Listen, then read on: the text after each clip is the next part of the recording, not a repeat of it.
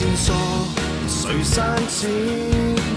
淚來滴乾你潛藏那一面，收斂極盡人前，遺留着實證說明有開始。給推敲給推算，決意將推翻，疑惑靜待日後尋事實未晚。就地目擊他，越走近越偏差，事實在分岔，重重謎團連環試態，千種心理見解，一種天理已在旁觀他。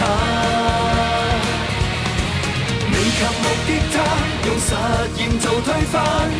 沒漏洞偏差，仍能尋回來越糟蹋。可分析去拆解，怎解釋理性共情之間？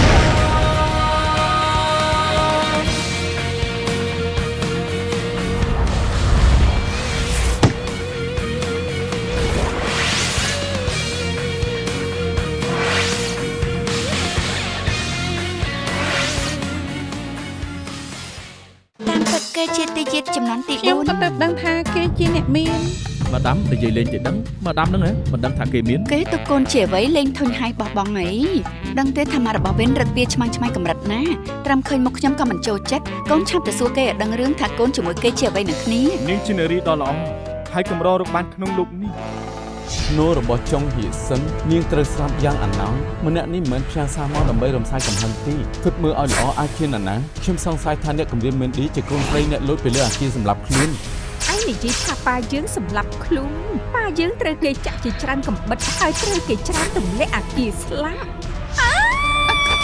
កុំ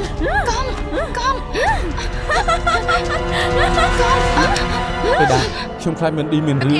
មិននិយាយចឹងពេលនេះលោកណែណាខ្ញុំនៅផ្ទះពូនាងពេលខ្ញុំមកដល់ឃើញគ្រូបាក់ហើយខ្ញុំចូលមកមិនឃើញមានអ្នកណាទេឃើញតែទូរស័ព្ទមិនឌីចាំខ្ញុំចុះទៅសួរបុគ្គលិកមិនឃើញគេទេ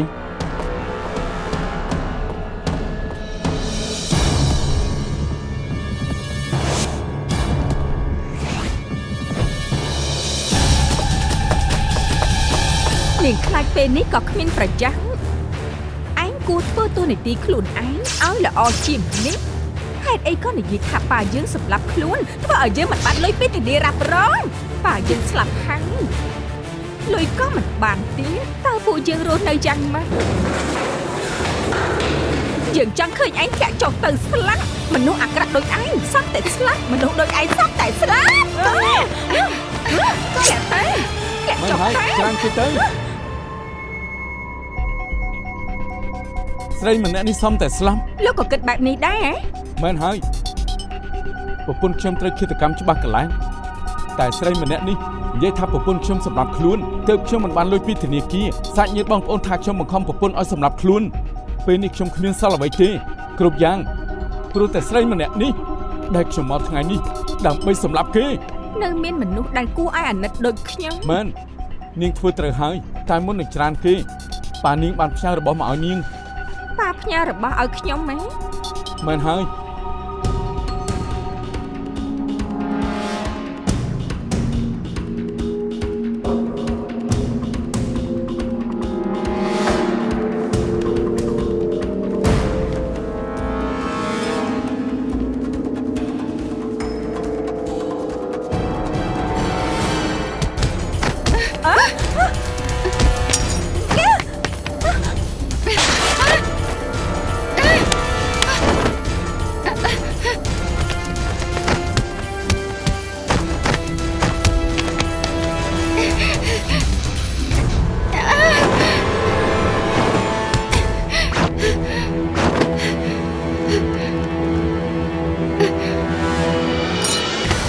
មនុស្សអាក្រក់ឯងត្រូវតែស្លាប់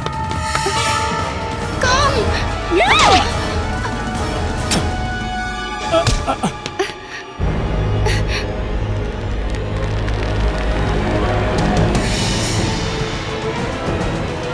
ខ្វល់នឹងខ្ញុំអីចាប់ដៃខ្ញុំមកជាប់លែកដៃទេឈប់ភ្លាម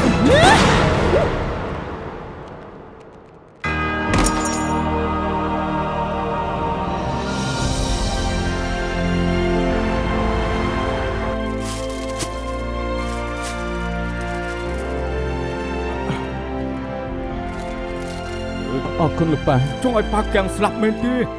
នៅសុំស្រាប់តើរបួសចូលពេទ្យបែបនេះគ្រាន់តែលឺប៉ាក៏បញ្ញាប់មកទីនេះចង់ខ្យល់ទៅហើយណា ខ្ញុំមិនកើតអីទេ មនុស្សល្អមិនងាយស្លាប់ទេ មិនកូននិយាយបែបនេះលោកក៏ជាមន្ត្រីរាជការគេប្រកាសក្តែងថាកើតហេតុអាសន្នត្រូវសហការជាមួយប៉ូលីសដោយការប្តឹងប៉ូលីសមិនមែនធ្វើទូឯងទៅប្រយុទ្ធជាមួយនឹងជនល្មើសតែម្នាក់ឯងបែបហ្នឹងទេមែនទេ លបងនិយាយត្រូវពួកយើងនឹងចាំទុកលើកនេះប្រធានពូប្រើវិធីខុងពួកយើងមិនយកតម្រាប់តាមទេ ខ្ញុំថាយើងឲ្យប្រធានពូសម្រាប់សិនទៅល្អជាង មែនហើយលោកពូសម្រាប់ទៅការងារពួកយើងចាត់ការឲ្យ លំបាត់ទាំងអស់គ្នាហើយ ថែរក្សាខ្លួនផងតោះពួកយើងបាយបាយ ទៅសិនហើយលបងស៊ី អរគុណហើយដែលមកលេងមិនជូនដំណើរទេណា សូមទោសផងប៉ាដែលធ្វើឲ្យបារម្ភ ប៉ាដឹងថៃស្រឡាញ់យុត្តិធម៌ណាស់តែមុននឹងទៅជួយគេត្រូវចេះគិតពីសុវត្ថិភាពខ្លួនឯងផងទៅធម្មតាឯងគឺជាមនុស្សចិត្តត្រជាក់តែលើកនេះមិនក៏ចិត្តក្តៅឆេវឆាវបែបនេះមើលប៉ាសួរពេលដែលឯងទៅជួយមែនឌីនោះឯងគិតដល់ប៉ានឹងវិនដែរទេនៅក្នុងខួរក្បាលឯងនេះឯងកុំភ្លេចថាឯងមិនមែនសំណាងល្អរាល់លើកទេអូយប៉ាខ្ជិលរអ៊ូណាស់ឯងសាកគិតមើលឲ្យបានច្បាស់ទៅប៉ានិយាយនេះត្រឹមត្រូវដែរទេហ៎ ខ្ញុំដឹងហើយ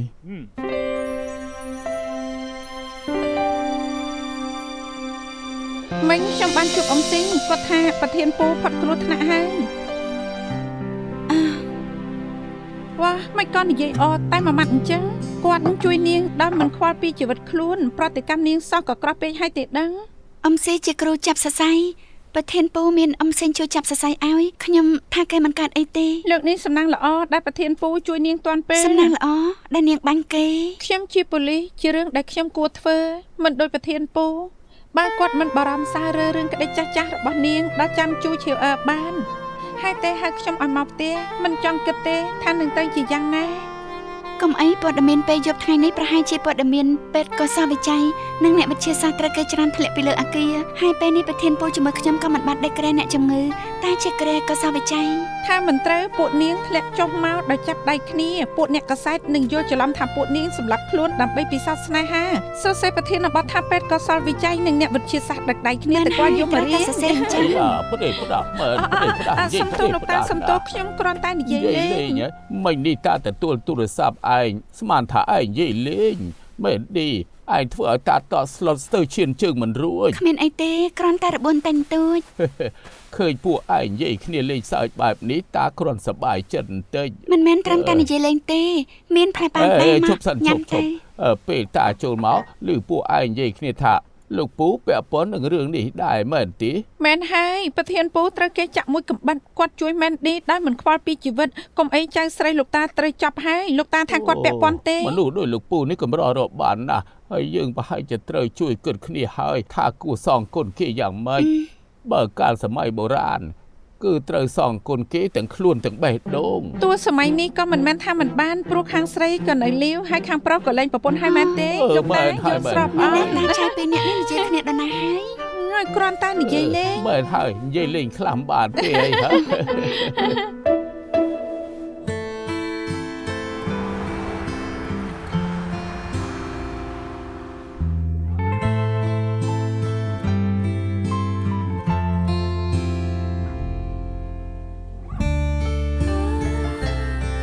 មែនឌីធ្លាប់ជួបនរណាខ្លះក៏គ្មានប្រយោជន៍ព្រោះនៅក្នុងចិត្តគេមានបរិសុទ្ធដែលគេត្រូវការតាំងពីដំបូងមកម្លេះគ្រាន់តែគេមិនទាន់ដឹងខ្លួនឯង ចុះបើគេគ្មានថ្ងៃដឹងនោះ ដល់រាប់ណាលោកធ្វើជាដៃគូល្អរបស់គេថ្ងៃណាមួយប្រកាសជាបានដឹង ប៉ាដឹងថៃស្រឡាញ់យុត្តិធម៌ណាស់តែមុននឹងជួយគេនោះណាត្រូវគិតពីសុវត្ថិភាពខ្លួនឯងខ្លះទៅធម្មតាឯងជាមនុស្សចិត្តត្រជាក់ណាស់មិនក៏លើកនេះចិត្តក្តៅឆេវឆាវបែបហ្នឹង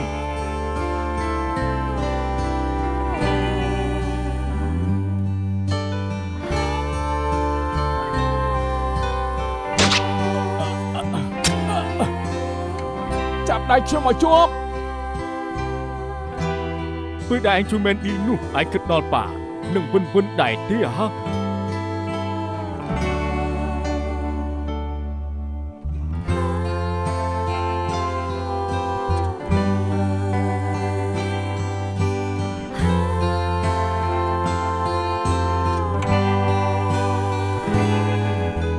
កុំខ្វល់នឹងខ្ញុំឆាប់រត់ទៅ ចាប់ដៃខ្ញុំមកជួប លែងដៃខ្ញុំកុំ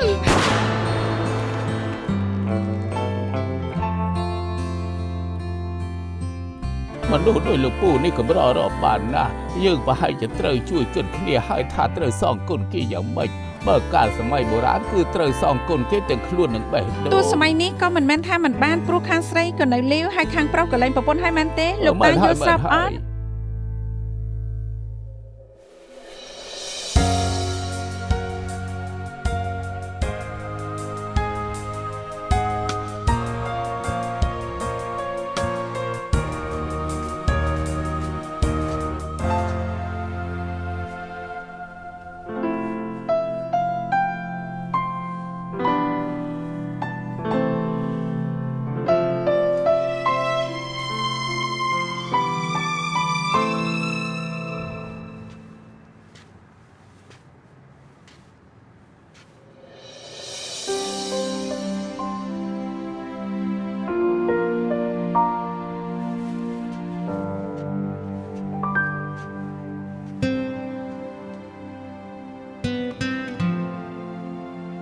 អរគុណណាស់ កុំគួរសមអីតាមពិតខ្ញុំចង់ទៅរកនាងនៅបន្ទប់តែឃើញថាយប់ជ្រៅខ្លាចនាងគេង លោកចង់ជួបខ្ញុំធ្វើអី គ្រាន់តែចង់ទៅមើល ប៉ុណ្ណឹងទេអីតាមពិតមុននេះខ្ញុំក៏ចង់ទៅរកលោកដែរ មានការអី គ្រាន់តែចង់ដឹងថាលោកយ៉ាងម៉េចហើយ ប៉ុណ្ណឹងទេ អត់ទេខ្ញុំមិនមែនត្រឹមចង់ឃើញមុខលោកមិនមែនត្រឹមចង់ទៅអរគុណលោកតែខ្ញុំចង់ប្រាប់លោកថា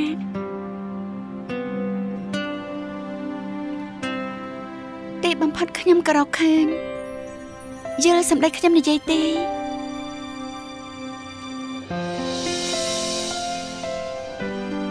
តាមពិតក្នុងចិត្តនាងមានមនុស្សដែលនាងពេញចិត្តរួចទៅហើយពីមុននាងមិនដែលដឹងតែពេលនេះនាងដឹងហើយ បើមួយជីវិតនេះខ្ញុំមិនដឹងនឹងតែជាយ៉ាងណា ដរាបណាយើងនៅធ្វើជាដៃគូនឹងគ្នាថ្ងៃណាមួយនាងត្រូវតែដឹង ថ្ងៃនេះ មែនថ្ងៃនេះឯងជារៀបការនាងខ្ញុំពាក់មកច្រើនឆ្នាំវាតឹងណាស់ថ្ងៃនេះខ្ញុំប្រាប់ខ្លួនឯងថាមុនជួបនាងម្ដងទៀតខ្ញុំត្រូវដោះវាចេញ ខ្ញុំមើលដឹងថាវាតឹងខ្លាំងម្រាមដៃនាងលោកត្រង់ឆ្នាំងទី2ហាមឡើងក្រហមជាស្នាមទាញចិញ្ចៀនចេញយ៉ាងខ្លាំងពេលដោះចិញ្ចៀនចេញវាឈឺខ្លាំងមិនតែប៉ុណ្ណោះអាចឈឺទៅដល់របួសដែលត្រូវកំបិតចាក់ក្រៅស្មាខាងឆ្វេងដែរវាប្រហែលជាឈឺខ្លាំងពិតមែន មិនអីទេឈឺក៏សម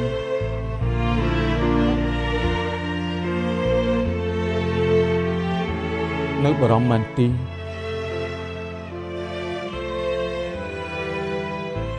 លោកមិនដូចមិត្តប្រុសចាស់ខ្ញុំពេលខ្ញុំបែកគ្នាជាមួយគេខ្ញុំធ្វើចិត្តបានតែខុសពីលោកបើយើងតាក់ទងគ្នាហើយថ្ងៃមួយត្រូវបែកគ្នាខ្ញុំប្រហែលធ្វើចិត្តមិនបានហើយពួកយើងក៏ត្រឡប់មកធ្វើមិត្តរួមការងារដ៏ល្អធ្វើមិត្តភក្តិគ្នាឡើងកើតខ្ញុំមិនចង់ឲ្យខ្លាចជាដូចនេះខ្ញុំមិនហ៊ានបន្ថយទេ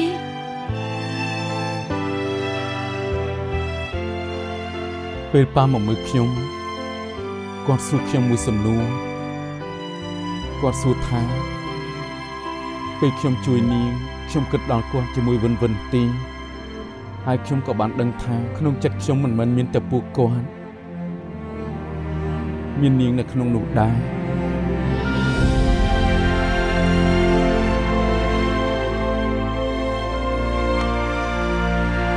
ពួកខ្ញុំត្រូវគេចាក់ប្រមាណកំបិតក៏ខ្ញុំមិនព្រមលែងដៃនាងទោះជាត្រូវប្រមាណកំបិតក៏ខ្ញុំមិនចោលនាងតើមានអ្វីដែលយើងត្រូវបារម្ភទី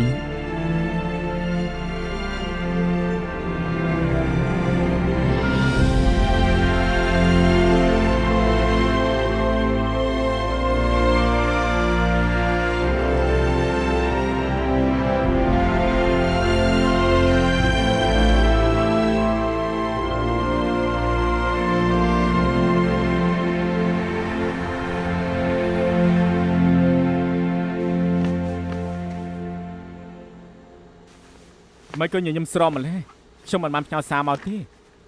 មានមនុស្សស្រីម្នាក់ផ្ញើសារឲ្យខ្ញុំថានាងមានក្តីសុខណាស់ធ្វើឲ្យខ្ញុំមានក្តីសុខជាមួយដែរ នាងជាមនុស្សស្រីដែលមានក្តីសុខជាងគេលឺលោកមានអ្នកណាមានក្តីសុខជាងនាងទៀត មែនឌីនឹងណាពេលនេះគេជាមួយប្រធានពូ ពួកគេចាប់ផ្ដើមតាក់ទងគ្នានៅមន្ទីរពេទ្យណាពួកគាត់គឺតាក់ទងគ្នាយូរមកហើយក្រៅពីគូយើងនៅមានមួយគូទៀតណាដែលសម្បូរបែប លោកគ្រាន់បើមែនឲ្យមក ខ្ញុំបានទៅមើលឈើនៅផ្នែកឃុំខាំងនៅឯមន្ទីរពេទ្យបាននិយាយជាមួយនឹងពេទ្យផ្លូវចិត្តរបស់គេហើយក៏ដឹងថាជំងឺផ្លូវចិត្តនាងជាដំណរពូជពេលប៉ាគេស្លាប់ព្រោះតែអាការៈធ្វើទុកគេបានចូលកំបិតចាក់ខ្លួនឯងច្រើនកំបិតមុននឹងលូតចុះពលិអគារមូលហេតុស្លាប់របស់ប៉ាគេ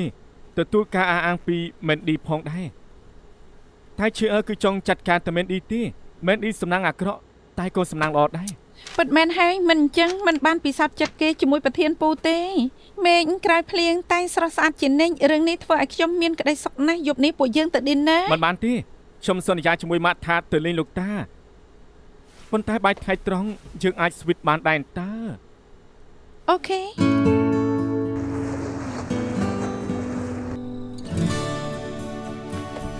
លោកម្ចាស់ក្រៅពីលាបថ្នាំឲ្យទៀងពេលកុំភ្លេចខ្ញុំបញ្ជាក់ណាកុំឆេវឆាវសោះ គិតថាខ្ញុំមិនដឹងអីទាំងអស់នេះត្រូវបន្ទោសពេទ្យប្រាប់ថាកុំឲ្យខ្ញុំខឹងទើបអាពួកនេះវាមកពេញផ្ទះធ្វើឲ្យខ្ញុំចង់ក្អួតហើយនេះហើយ លោកប៉ាមិននិយាយបែបនេះ យើងមិនដឹងទេយើងដឹងត្រឹមថាដុកទ័រហើប្រាប់ថាទោះជាយើងខឹងខ្លាំងមិនបានតែយើងអាយុថ្លៃដែរគ្រាន់តែខឹងមិនស្លាប់ទេមែនទេ ប្រកែកគ្នាតិចតួចវាមិនអីនោះទេណាតែលោកក៏ត្រូវតែដឹងខ្លួនឯងដែរ ដឹងហើយ អញ្ចឹងខ្ញុំទៅសិនហើយ បានជូនដំណើរភ្ញៀវ បាទលោកម្ចាស់ អរគុណហើយដុកទ័ អ រ រគុណហើយ មិនទេដុកទ័រសូមអញ្ជើញ វិន បានលោកតាចាំមិនហើយខ្ញុំជួយទ្រឲ្យលោកតាបានគេង គេងហ៎យើងមិនគេងទេដែលអាពួកនេះវានាំគ្នាមកព្រោះចង់ឃើញយើងគេងនឹងហើយយើងមិនព្រមឲ្យពួកវាឃើញយើងគេងដាច់ខា បាទ ត លោកប៉ាមិនគួរនិយាយបែបហ្នឹង ពិតមែនហើយលោកប៉ានិយាយបែបនេះពួកយើងអន់ចិត្ត ពួកយើងមិនបានធ្វើឲ្យលោកប៉ាខឹងឯណា អីនិយាយស្អីយើងស្ដាប់មិនយល់ទេ លេបស្ករគ្រាប់នឹងបារីសិនទេគាត់ស្ដាប់មិនបានទេ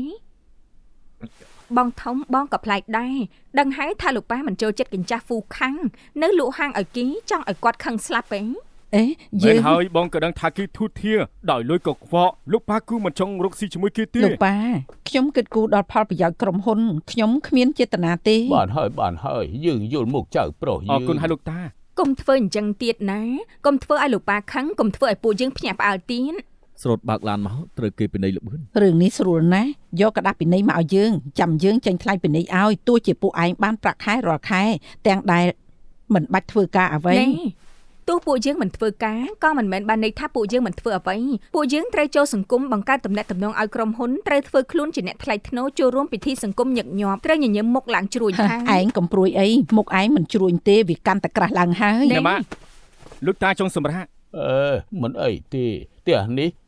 ពួកវាប្រើសម្រាប់ដេកប៉ុណ្ណោះឯងមានកន្លែងលេងមានកន្លែងហូបមានកន្លែងជួបជុំពួកគេក៏ចេញទៅអស់ល្អហើយដែលថ្ងៃនេះតាមិនបាច់ធ្វើតាចាស់ឯកាមានចៅប្រុសនៅកំដរ លោកប៉ាថ្ងៃនេះពួកយើងនៅផ្ទះត្រូវតែហូបបាយជាមួយលោកប៉ាផល ល្អដល់ម្លឹង ពិធីសប្បុរសហ្នឹងខកខានម្ដងវាមិនស្លាប់ទេលោកប៉ាហូបបាយជាមួយគ្នាណា មែនហើយនៅហូបបាយជាមួយលោកប៉ាល្អជាង មែនហើយតែលោកប៉ាសប្បាយចិត្តទៅគឺបានហើយខ្ញុំសុំទេផ្អាកការណាត់ល្ងាចនេះសិនណា អូ ឆាប់ទៅ ជុង បាទលោកម្ចាស់ យូរទៅពួកវាមកញ៉ាំបាយជុំគ្នាម្ដងប្រាប់ចង់ភើធ្វើម្ហូបថែមទៅ បាទលោកម្ចាស់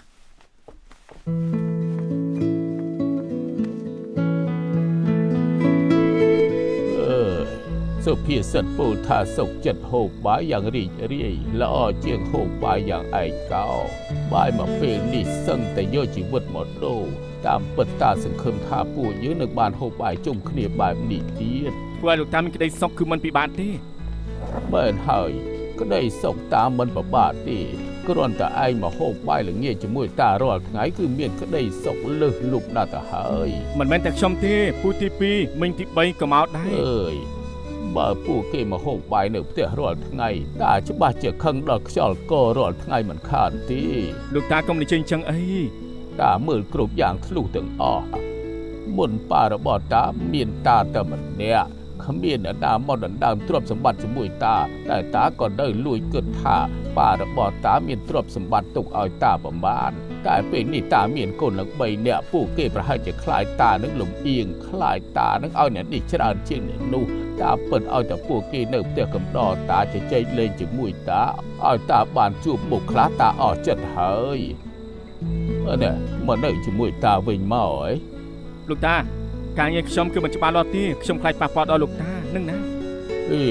ឯងមិនខ្លាចប៉ះពាល់តាទេតែឯងខ្លាចគេនិយាយដើមចោទថាឯងយកចិត្តតាព្រោះតែចង់បានទ្រព្យសម្បត្តិទៅវិញទេមែនអត់តាដឹងថាឯងជាមនុស្សពូកែចង់ពឹងខ្លួនឯងមានសមត្ថភាពជាងតាទៅទៀតណា លោកតាការពិតអ្នកម៉ាក់មិនមែនមើលឃើញតែលុយទេម៉ាក់ចង់ជួយដល់ការងារលោកតាពិតមែន តាដឹងហើយតែចរិតម៉ាក់ឯងជាមនុស្សមាត់រឹងថែមទាំងជជែកទៀតមិនដូចមីងទី3ឯងតាដឹងថាមីងទី3ឯងសម្ដែងតែគេធ្វើឲ្យតាសប្បាយចិត្តចំណែកហ៊ីវបឺតយ៉ាងណាក៏គេជាកូនប្រុសតារឿងអីតាមិនស្គាល់គេនោះអ្នកណាជាខ្មោចអ្នកណាជាមនុស្សតាមើលតែមកកលេចដឹងហើយណាតារបស់ឯងនេះដឹងគ្រប់យ៉ាងហើយតាបានគិតទុករួចហើយ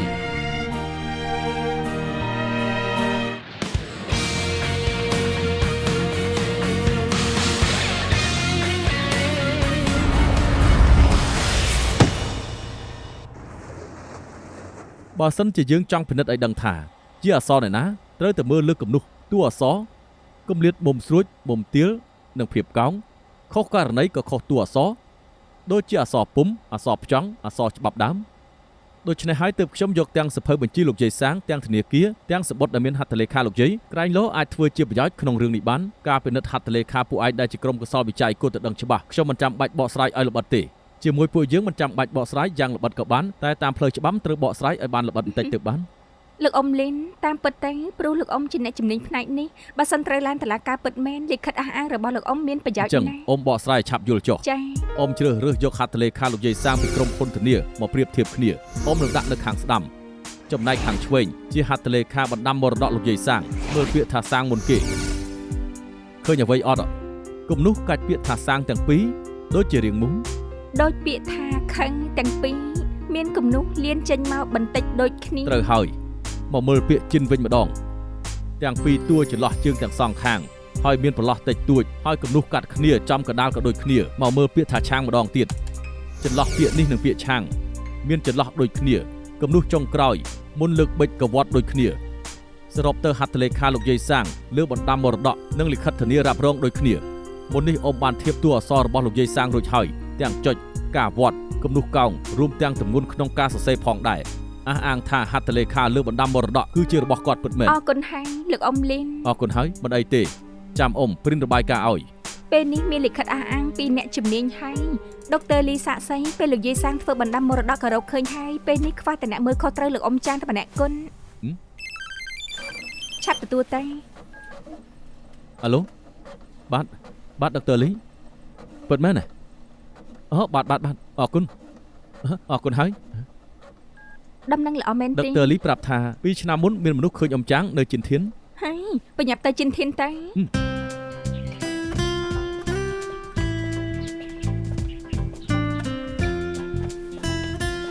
នាងហត់ទេរកកន្លែងអង្គុយសិនទៅ មិនបាច់ទេខ្ញុំទៅរួចជិនធានធំណាស់ត្រូវព្យាយាមបន្តែង អរគុណហើយដែលចាំជួយ លោកជាមនុស្សល្អ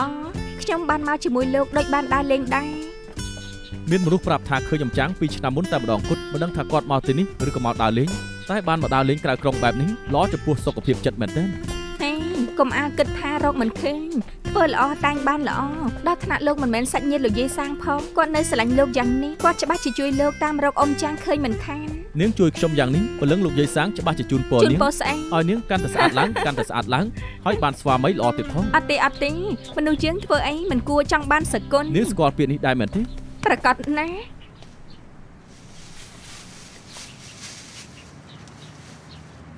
លោកយាយចាំខ្ញុំជួយឬ អរគុណហើយ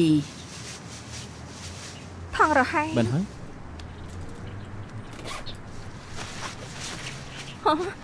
មនុស្សប្រុសឯងមានថងកណាត់ដាក់ជាប់ខ្លួន មនុស្សប្រុសធ្វើបែបហ្នឹងមិនបានទេ លោកនិយាយត្រូវ លោកយាយនេះជាក្រូចលោកយាយអូ កាន់ម្ហូបឡើងពីថង់ចាំខ្ញុំជួយកាន់ បាច់ទេ កុំបារម្ភអីលោកយាយពួកយើងមិនមែនមនុស្សអាក្រ យាយ ក់ អាចមើលដឹងយាយក៏ពូកែដែរ មិនអីទេពួកយើងមកដើរលេងឲ្យពួកយើងជួយលោកយាយទៅ អញ្ចឹងអរគុណ មិនអី ហើ ទេ យអាយ៉ាមិត្តប្រុសរបស់នាងជាមនុស្សល្អមែនមានភ្នែកមុតល្អមែន លោកយាយលើកនេះលោកយាយទេខុសហើយពួកយើងមិនមែនជាសង្សារទេ មែនហើយលោកយាយគេមិនសមជាមួយខ្ញុំទេ អញ្ចឹងទុកថាយាយនេះភ្នែកអន់ចោះមិនអីទេ គ្មានបេះដូង គ្មានបេះដូងហ៎មិនអីទៅវិញទេ បានន័យថាម៉េច នាងមិនយល់ទេក៏ហិចទៅ What លោកយាយគេទើបត្រឡប់ពីស្រុកក្រៅក៏ប្រកាន់ ប្រហែលថ្ងៃទៀតណាបើពួកឯងមកនឹងបានហូបមកហូបហ្វ្រីថែមទាំងបានមើលហ៊ីទៀតផង ខ្ញុំចូលចិត្តមើលហ៊ីណាខ្ញុំតកូលអ៊ី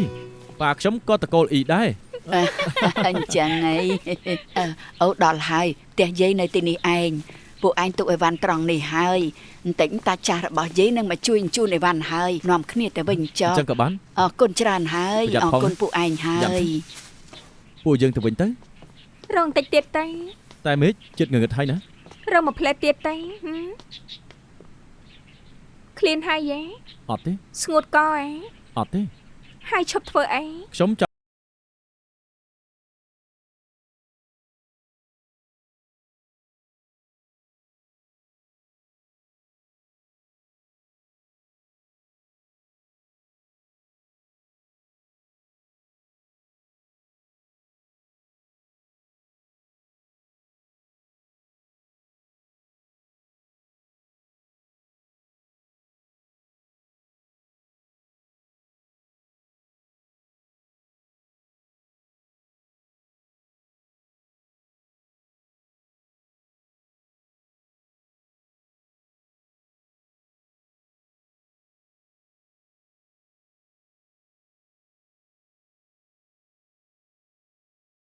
មិនចាំបាច់កាន់អីវ៉ាន់នាំតែពិបាក ស្លាប់ហើយហេតាវាមិនណេះចេញមកណែបន្តិចមកឲ្យឆាប់ឡើង ហៅព្រមឈប់សោះ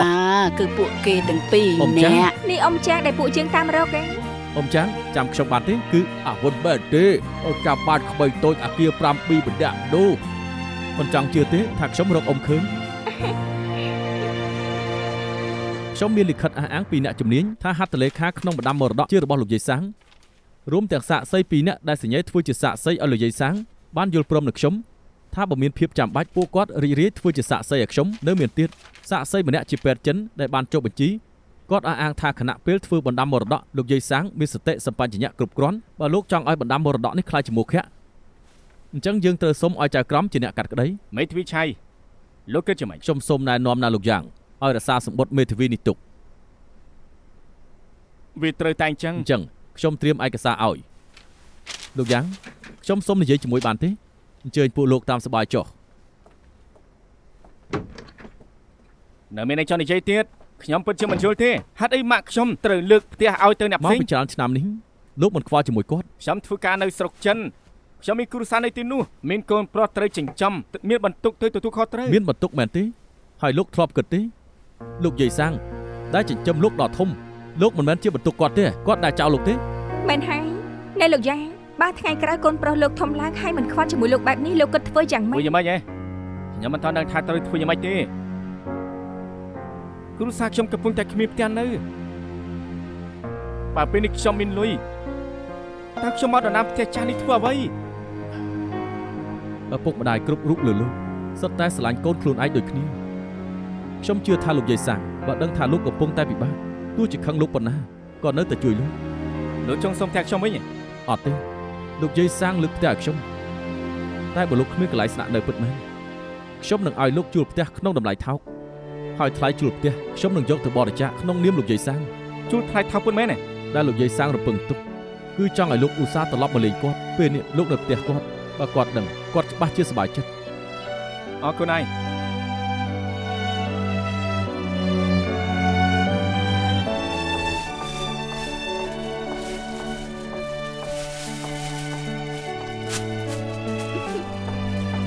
អរុនសួស្ដី អេអរុនសួស្ដី មានអាហារពេលព្រឹកដែរ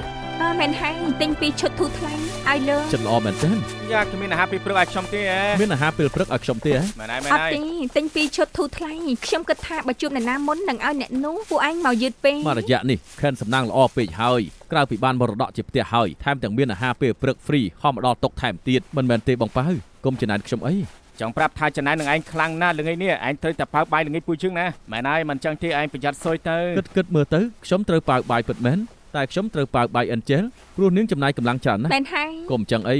មានភោជនីយដ្ឋានបារាំងទៅបើកថ្មីពួកយើងនាំគ្នាទៅហូបទៅមែនហើយអូភោជនីយដ្ឋានបារាំងមិនល្អទេដឹងទេ ម៉េចថ្លៃមែនទេ អត់ទេខ្ញុំគិតដល់ Angel គិតដល់ខ្ញុំមែនទេ ព្រោះតែនាងដូចជាមនុស្សប្រុសឲ្យនាងស្លៀករ៉ូបស្អាតទៅភោជនីយដ្ឋានហៃសូបែបហ្នឹងទៅរួចដែរទេហូបអាហារមកដូចជាខ្លួនឯងបែបនេះ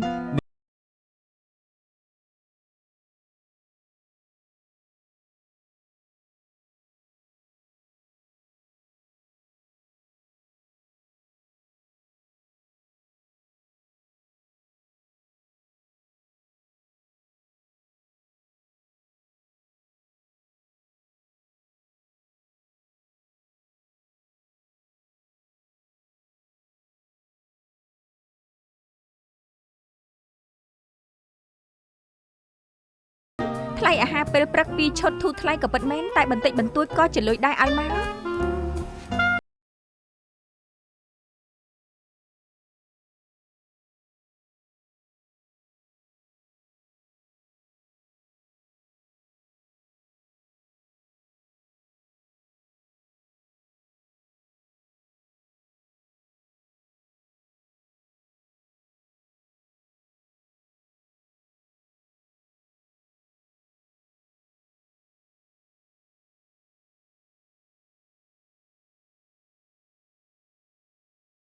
បងសម្លាញ់មើលរឿងអាម៉ាស់នេះទៅ អ្នកណាអាម៉ាស់មុខ ដូចមនុស្សឈួន2ថ្ងៃមុនអ្នកស្រីលៀងទៅចូលរួមពិធីបងមើលទៅមើលគេធ្វើចោល ស្ដាយមែនតែនដែលថ្ងៃនោះយើងមិនបានទៅ ពេលនេះពូជើងត្រូវកំណត់បរិវេណអាចទៅណាបាន បើនិយាយទៅទ្រព្យសម្បត្តិលោកប៉ាពេលគាត់ស្លាប់ក៏យកទៅមិនបានគាត់មិនទាន់ធ្វើបណ្ដាំមរតកក៏ចែកជា3ទៅងាយ មែនហើយយុត្តិធម៌បំផុតហើយ កិត្តិយសបែបនេះល្អហើយយេឡាន់ ចា រៀបតុអាហារល្ងាច ចាខ្ញុំដឹងហើយតែលោកម្ចាស់ប្រាប់ថាចាំមនុស្សមកគ្រប់សិន ចាំ អ្នក ភ្ញៀវ ណា មកហូបបាយដែរហ៎ មិនមែនភ្ញៀវទេសង្ស័យជិតមកដល់ហើយ អ្នកណាគេលោកប៉ា លោកម្ចាស់ មកចូលមក ហាវ៉េត មុននេះ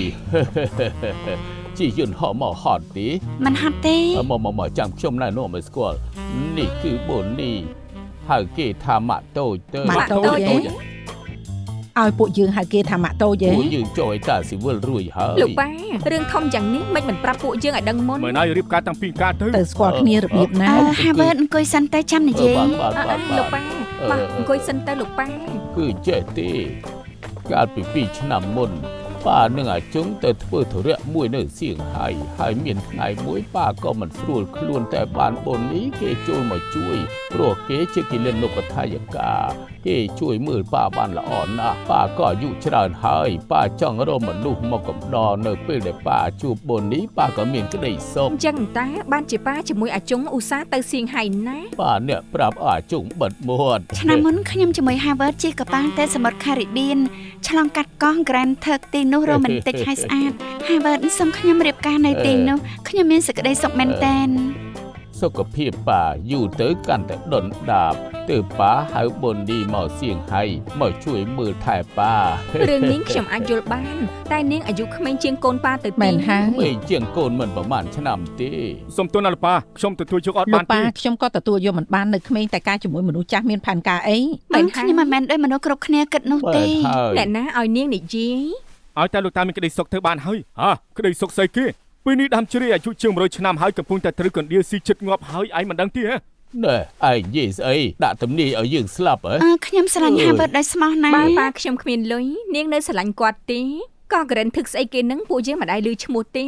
មិនដឹងថានៅហុងកុងព្រមទទួលយកមង្គលការនេះឬអត់ នៅមានទៀតចង់ដណ្ដើមទ្រព្យសម្បត្តិដែលប៉ាជាមួយខ្ញុំខំរកមកយ៉ាងលំបាកកុំសម័យ ឡាឯងបិទមាត់ទៅ លោកប៉ាខ្ញុំជាកូនប្រុសលោកប៉ាណា មែនហើយនាងគ្រាន់តែជាអ្នកស្ទូច លោ មី កប៉ាដេញនាងទៅវិញទៅ មែនហើយលោកប៉ា តែចាក់ចិត្តសិនទៅនិយាយគ្នាតាមស្រួលបានឯទេ លោកប៉ា លោកប៉ាអាជុងប្រាប់ដុកទ័រហើយនៅ ប្រាប់រួចហើយកំពុងទៅមន្ទីរពេទ្យ អាជុងប្រាប់មកទីផងណា ប្រាប់ឥឡូវភ្លាម បាទ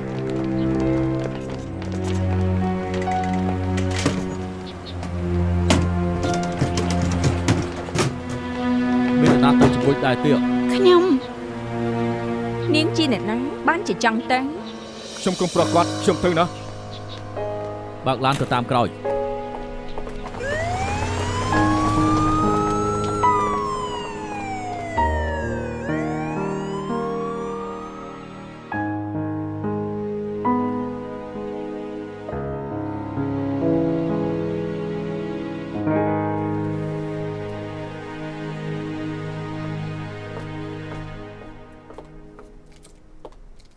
នៅសុកសុកស្រាប់តែមានម៉ាក់តូចមកបង្ហាញខ្លួន មែនហើយមិនដឹងថាលោកប៉ាបានឆែកប្រវត្តិនាងឬមិនក៏អត់អាចុង បាទអ្នកប្រុសទី ស្រីម្នាក់នេះគឺជាអ្នកណា 2 គឺលៀននុបថាយិកានៅសៀងហៃគ្រួសារគេធម្មតាពេលលោកម្ចាស់នៅជាមួយគេលោកម្ចាស់មានក្តីសុខពិតមែន ពូមីងបារម្ភពីលោកតាដែលកំពុងវះកាត់ឬមិនក៏អត់នឹង អស់សុំទោសផងដែលខ្ញុំបោះយឺ ម៉ា ត ទីនហេតុអីថ្មនេះហើយទៅមក ឡានស្ទះខ្លាំងពេក មកចូលទៅសិនទៅណា បាទ មក យ៉ាងម៉េចហើយ មិនចាំបាច់ប្រញាប់ទេខ្ញុំឆៃរួចហើយកោះ Grand Turk នៅភាគខាងត្បូងរបស់ Caribbean នៅលើទឹកដីអង់គ្លេសការរៀបការនៅទីនោះយកជាការនៅហុងកុងបង្គោលការរវាងលោកម្ចាស់ធានជាមួយនឹងយ៉ាវលីពីងត្រឹមត្រូវស្របច្បាប់ហុងកុង យើងត្រូវចែកទ្រព្យសម្បត្តិឲ្យគេដែរមែនទេ មិនមែនត្រឹមតែចែកប៉ុណ្ណោះទេតាមដែលខ្ញុំដឹងមកថាមកដល់ពេលនេះលោកម្ចាស់មិនទាន់ធ្វើបណ្ដាំមរតកតាមច្បាប់កំណត់រឿងទ្រព្យសម្បត្តិដែលមិនទាន់ធ្វើបណ្ដាំមរតក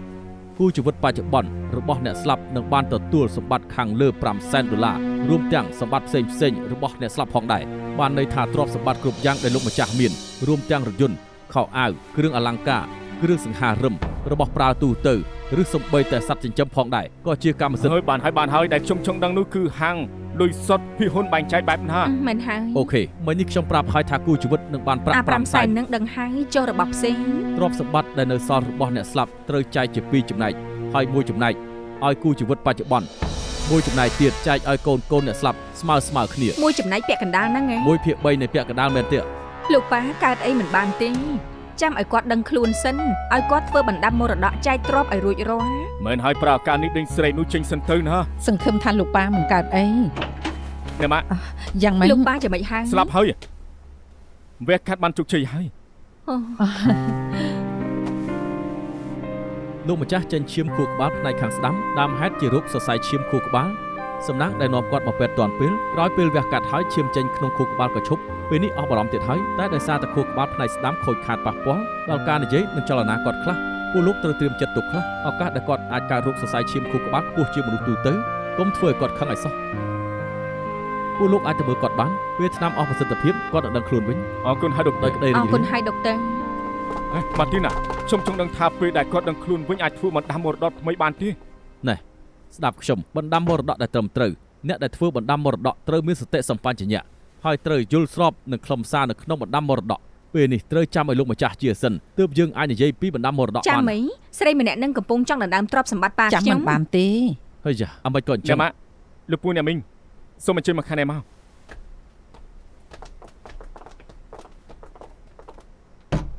វិនកូនចង់និយាយរឿងអី ខ្ញុំចង់ប្រាប់ថាខ្ញុំអត់សង្ឃឹមណាស់សូម្បីតែអ្នកម៉ាក់ក៏ដូចពូគាត់ដែរ ពួកយើងយ៉ាងម៉េចបានន័យថាម៉េច នៅវិញណាយ៉ាងណាពួកពូក៏ចាស់ទុំចេះនិយាយឲ្យគេទៅជួសខ្លះទៅខ្ញុំគោរពចាស់ទុំស្រាប់ហើយទោះបីជាអ្នកក្រៅឃើញលោកតាឈឺក៏ចេះស៊ូនាំប៉ុន្តែពួកពូគឺតែពីរឿងលុយចង់បានទ្រព្យសម្បត្តិមិនខ្វល់ពីលោកតាទៅជាយ៉ាងណាហើយឲ្យខ្ញុំគោរពបែបណាទៅឯង ណែវិនពូគ្មានចំណែកក្នុងទ្រព្យសម្បត្តិអញ្ចឹងពូអាចនិយាយជាកណ្ដាលបានណាពេលនេះបញ្ហាមិនមែនទ្រព្យសម្បត្តិដែលគ្រប់គ្នាផ្ទះសារព្រោះតែក្នុងផ្ទះកំពុងតែមានខ្មាំង ពូជាកូនប្រសាររបស់តកូឈិនពូជឹងទុកពូជាខ្មាំងដែរទេតើស្រីម្នាក់នោះហើយជាខ្មាំងបានយ៉ាងម៉េចទៅ ឯងនិយាយអីមកថាឲ្យពួកយើងធ្វើអីចូលខាងស្រីកញ្ជ្រោងហ្នឹងហ៎ ខ្ញុំនៅខាងលោកតាមីងជាកូនពើរបស់លោកតាសួរខ្លួនឯងទៅថាចង់ឲ្យគាត់មានក្តីសុខឬចង់ឲ្យគាត់បែងចែកទ្រព្យសម្បត្តិឲ្យមីងច្រើនជាងគេសួរខ្លួនឯងទៅថាគិតល្អជាមួយលោកតាទេបានហើយវិនលោកពូចាំងប្រុសដូចកូនប្រុសតែជើងគឺមិនដូចគ្នានោះទេលោកពូជាកូនប្រុសតែមួយរបស់លោកតាលុយដែលលោកពូចាយវាជារបស់លោកតាទាំងអស់ហ្នឹងពូចង់បានទ្រព្យសម្បត្តិព្រោះពូជាកូនប្រុសតែម្នាក់គត់មែនទេមិនចេះខ្មាស់គេទេ វិន នេះ ទៅផ្ទះវិញភ្លាម ម៉ាក់ ចង់ថាឲ្យសុំបីតែម្ដាយខ្លួនឯងហ៎ ណែម៉ាក់ខ្ញុំដឹងថាម៉ាក់ខំប្រឹងធ្វើការដើម្បីក្រុមហ៊ុនតែម៉ាក់ជាកូនស្រីលោកតាជួយការងារគាត់ដោយមិនទាមទារអ្វីខ្ញុំនៅមើលលោកតាគ្រប់គ្នាទៅវិញសិនទៅហើយចាំមកទៀតពេលដែលលោកតាបានដឹងខ្លួនគាត់នឹងចង់ឃើញអ្នកគ្រប់គ្នាជាពិសេសមនុស្សក្នុងគ្រួសារ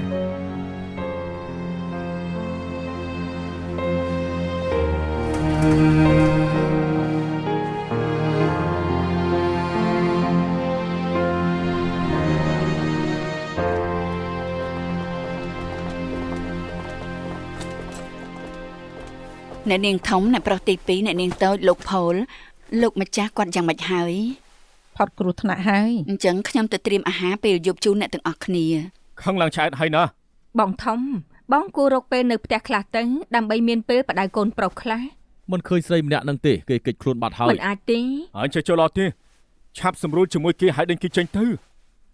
ចាឡាន់ស្រីម្នាក់នឹងណែណា នៅក្នុងបន្ទប់ ទទួលភ្ញៀវមួយណាតែហៅមក ក្នុងបន្ទប់គេងរបស់លោកម្ចាស់ ថាម៉េច ថាម៉េចមិនចង់ជឿទេ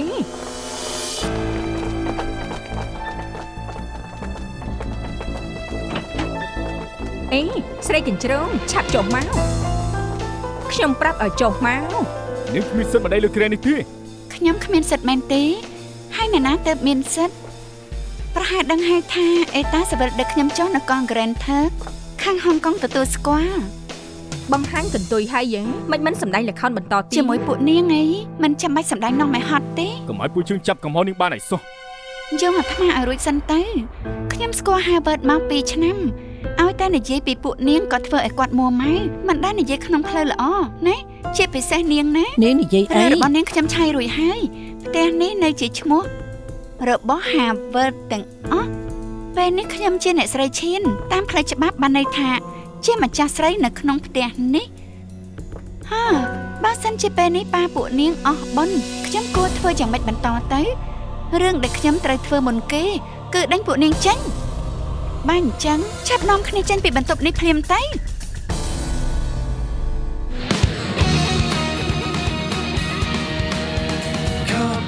後及推算，決意將推翻。疑惑靜待日後尋事實未晚，就地目擊他，越走近越變差。事實在分岔，重重謎團連環事態，千種心理見解，一種天理已在旁觀他。未及目擊他，用實驗做推翻。沒漏洞偏差，仍能尋回混亂狀態。可分析去拆解，怎解釋理性共情之間？